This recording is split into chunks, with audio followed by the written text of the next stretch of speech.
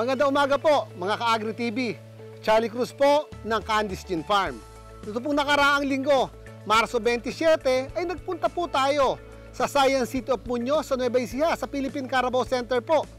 At doon po ay dumalo tayo sa 26th anniversary ng Philippine Carabao Center.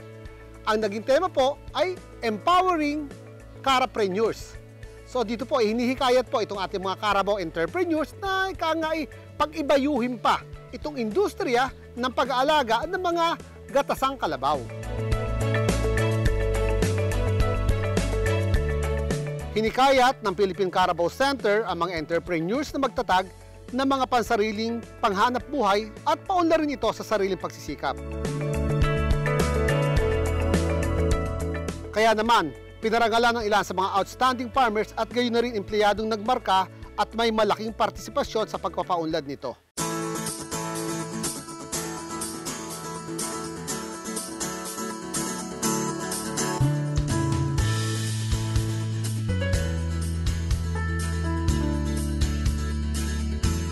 At isa po ang inyong lingkod sa mga tumanggap po ng parangal.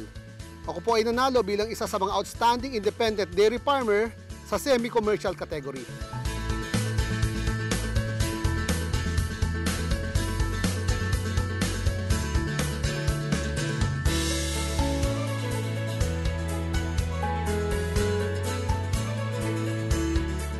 At ako po ay nagpapasalamat sa Philippine Carabao Center sa pag-recognize po ditong ating ginawa po rito sa pag-aalaga ng kalabaw.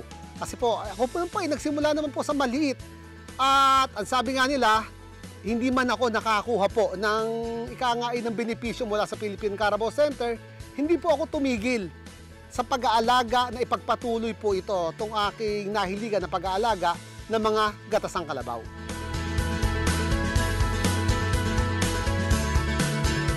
Ito po sa ating mga ka-agri dyan na nagbabalak po na pumasok sa negosyo nito. So dalawang bagay po yung ating tatandaan. Una, alamin natin ano yung source ng ating pagkain. Kasi po, yung ating mga kalabaw, kita nyo, ang lalakas kumain po yan. So dapat meron po tayong pagkukuhanan ng pagkain ng ating kalabaw. At pangalawa, alam po natin ang merkado nitong ating pong magiging produkto na gatas ng kalabaw. Pag nakuha mo yan, ayan, sumigi ka na at sinisigurado ko po, magiging matagumpay ka rito sa ating papasukin negosyo na pag-aalaga ng mga gatasang kalabaw. Sa mga susunod po nating mga episode, mga ka-Agri TV, abangan nyo yung mga matagumpay na kwento na ating mag-aalaga ng kalabaw dyan sa Nueva Ecija. Ito po si Charlie Cruz ng Candice Gin Farm para po sa Agri TV.